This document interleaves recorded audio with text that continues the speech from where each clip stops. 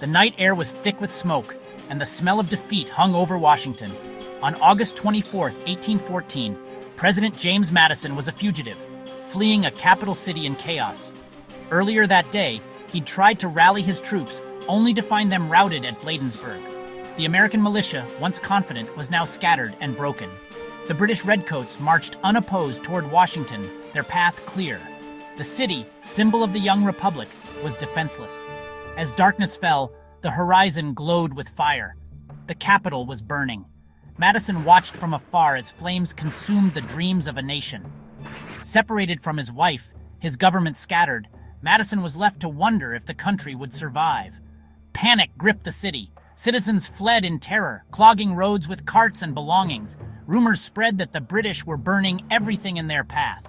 The capital, where laws were made, was now a funeral pyre. In the confusion, President Madison moved from safe house to safe house, narrowly avoiding capture as British patrols searched for him. In Washington, chaos reigned. Government officials scattered. Vital documents were hurriedly hidden or destroyed, and the city's defenders melted away. The White House, once a symbol of hope, was now engulfed in flames, its walls collapsing as the British torched the city. Was this the end of the American experiment? Madison, hiding in the Virginia countryside, could only watch the distant fires and wonder what would remain at dawn. America, the beautiful idea, was being tested by fire. No one knew if it would survive. The fires in Washington were sparked by years of tension across the Atlantic. The War of 1812 was a war of pride, frustration, and sovereignty. Britain, locked in war with Napoleon, treated the U.S. with contempt, seizing American sailors through impressment and restricting trade. American honor was wounded, and war hawks in Congress demanded action.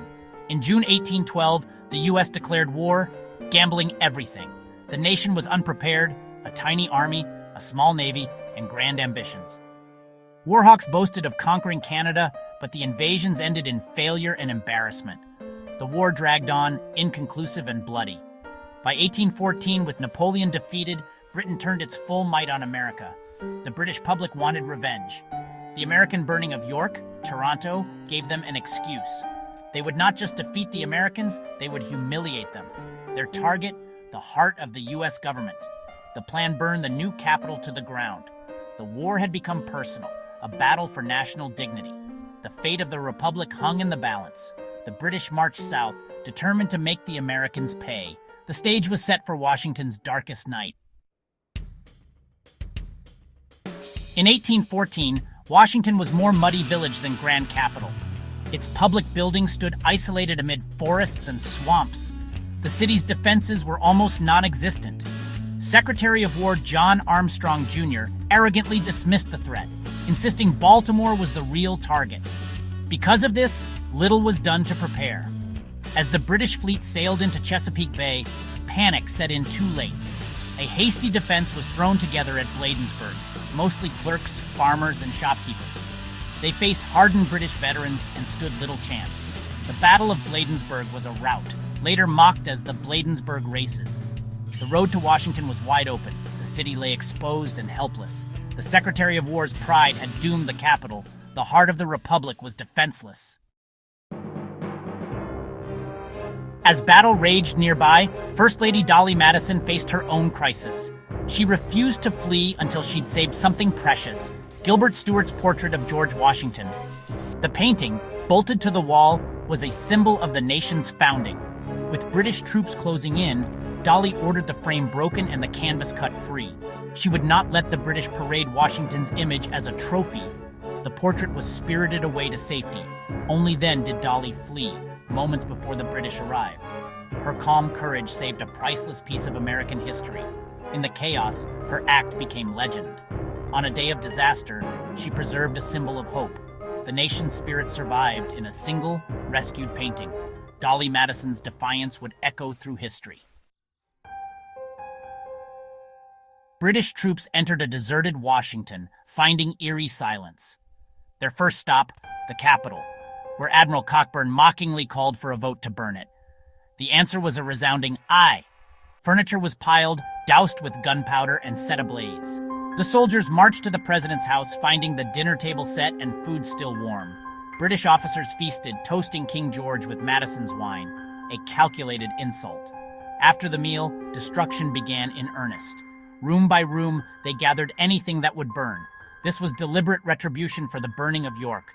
Torches touched off infernos that gutted the president's house.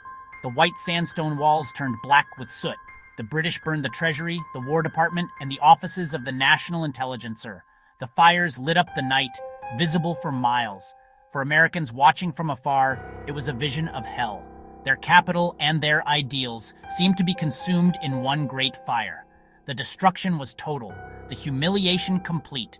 The nation's darkest hour had arrived. August 25th, 1814, dawned on a smoldering ruin. The Capitol was a blackened shell. The president's house, a gutted wreck. The air reeked of burnt wood and shattered pride. For Americans, this was more than lost buildings. It was national humiliation. News spread slowly, bringing shock and despair. The government had ceased to function. The president was in hiding. For a day, the United States had no central authority. If the British had pressed their advantage, the Republic might have ended. This was the lowest point, a moment of soul-searching and fear. The burning of Washington exposed the nation's weaknesses for all to see. The promise of the revolution seemed on the verge of extinction. As the British prepared to continue their destruction, the sky darkened. A violent storm erupted. Wind howled, rain poured, and a tornado touched down in the city. The storm was so fierce it killed more British soldiers than the battle had. Cannons were hurled through the air, roofs ripped away, torrential rain fell for hours, dousing the fires. The British, drenched and demoralized, believed they'd angered God. The storm broke their will to continue. That night, General Ross decided to withdraw. His men, exhausted and fearing a counterattack, slipped away under cover of darkness. Washington was in ruins, but the British were gone. A freak act of nature had saved what was left of the city. The flames were extinguished, the enemy driven out. The capital had survived by the narrowest of margins. The storm became legend, a miracle in America's darkest hour. Against all odds, hope remained. In the aftermath, Madison and his government returned to a ruined capital.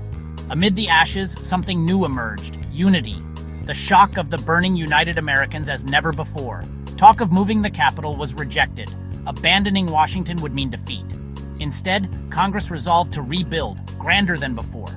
The president's house would rise again, its walls painted white, the White House. Across the nation, resilience took root. Weeks later, at Baltimore, Americans stood firm at Fort McHenry. The sight of the flag inspired Francis Scott Key to write the Star-Spangled Banner. The anthem captured a nation's defiance and hope.